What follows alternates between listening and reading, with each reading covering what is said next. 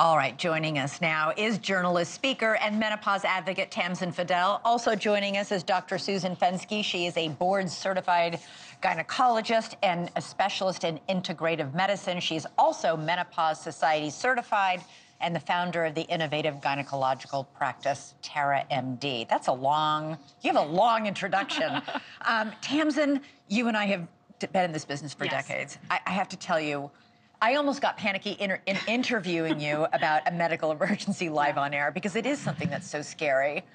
You ended up in the bathroom just over here, on the floor, thinking you were dying. Yeah, I didn't know what was happening, you know, and when I did go to the doctor, like you heard, I got an answer that was pretty dismissive with no real solutions for it, and that's the scary part. Doctor, can you believe that that's what another doctor said to her? Like, does that happen a lot? Yeah, I think that, you know, the way that we approach menopause is that it's just a phase of life. And kind of that grin and bear it mentality has been pervasive throughout the medical community for it. Yeah, all right, so Tamsen, you went to social media. Tell me about the response, because the thing is, you really touched a nerve when you opened up and started talking about your symptoms and your struggles with menopause.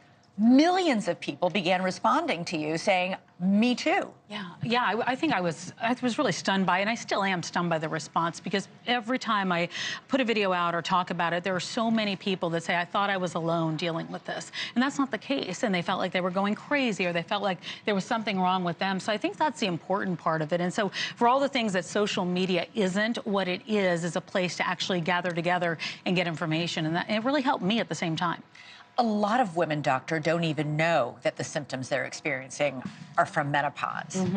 Absolutely. What are some of these symptoms? We know the basic ones, right? So hot flashes and night sweats, but then brain fog, insomnia, and there's so many symptoms. I'm going to name just a few of them. But mood changes. Mood changes are a huge aspect that really don't get highlighted a lot. Anxiety, apathy, and then you get into more of the deeper symptoms with vaginal dryness and so on.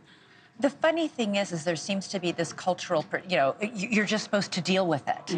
And also, you'll get over it. Like, it only lasts a little while and then you're done. Or it's a hot flash, it only lasts a few minutes. Many women actually, Tamsen, you know this from the women you connected with, say, no. This is long lasting. It goes for years and years and years. And it got in the way of you being able to do your job. Yeah, it really did. I mean, brain fog was a big thing for me. I had a loss of words, couldn't pick the words, couldn't concentrate. I think the confusing part is that it starts well before menopause hits. That's just one day. Perimenopause can be years. It can be like 7 to 10 years up to that. And that's the confusing part, because that's not a word I had ever heard before I was actually there dealing with it. So hormone replacement therapy is a miracle for many women. Yeah. I can tell you, for me. I take hormone, so do I. And it's life-changing, and yet it took me 8 years before a doctor suggested it to me. Is it safe? Right, so we know that the bottom line is yes, okay? That for most women, started at the right time, it's safe, right? So there is sort of this window of opportunity, ideally, for hormone replacement therapy. And that window is within 10 years of menopause. And menopause is 1 year of no period. An average age of menopause in this country is 51. So within 10 years of menopause or before the age of 60, right? And we know that if it started during that time, there's actually benefits to hormone replacement therapy. Now, we still use the data from the Women's Health Initiative trial because it was the largest randomized controlled trial to date. But it's decades and decades old, and it was suspended mid-trial. Why are we still relying on this single study? Why has nobody done another study? It's a great question, and it should happen. But that's the data we have because it was 27,000 women. It was a huge trial. And it has its limitations. We know that it only used one formulation of estrogen, one formulation of actually a progestin, right, which is a synthetic form of progestin.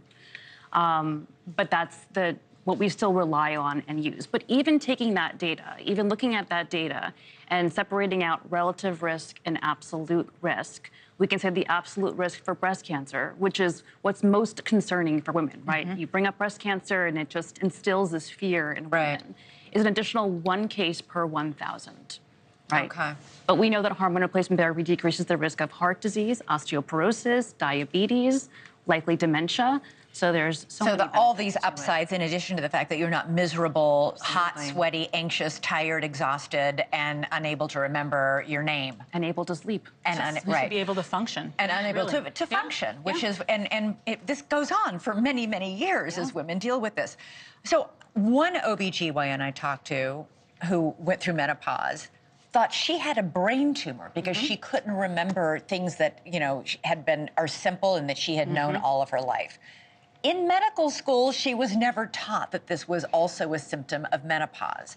Why are doctors not taught this in medical school? I think it comes down to a couple of things. We can say that for the past 20 some odd years, right, there's been a limit in education because of the Women's Health Initiative trial, right? And physicians are risk averse, and you don't want the liability of hormone replacement therapy, and there weren't great other solutions. So there you go. But we need to be teaching it so these doctors can be more proactive. You have a documentary coming out, Yes. Tamsen, and this is, you were just in Capitol Hill. Tell me what you're lobbying for, because, you know, we know that women's issues, women's medicine, I mean, drugs are tested on men, diseases are tested on men, and women are just so ignored by the medical community. Yeah, it really is true. It's the Menopause Research and Equity Act, and Dr. Malone had referenced it there, but really it's a validation. This act is a validation for what millions and millions of women have gone through, but it's also a real need to do this, you do more research and figure out where this funding has gone and see what we need to do next. Because when we're referring to a study still that's 20 now plus years behind of where we need to be, and women are still asking the question.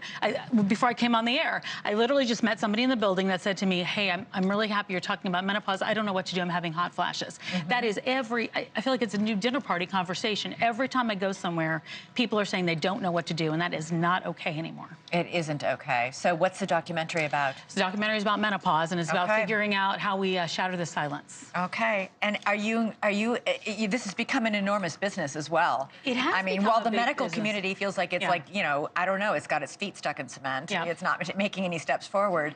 Big business is stepping into the void. Yes. A big business, and also a big thing for the workplace as well, because there are a lot of women this age that are dealing in the workplace and dealing with these symptoms every single day. All right. Tamsen Fadal. Thank you. Dr. Fenske, thank you so much, both of you, for being here. Really, really important. We need to talk about it more. Thank you. All right, coming up.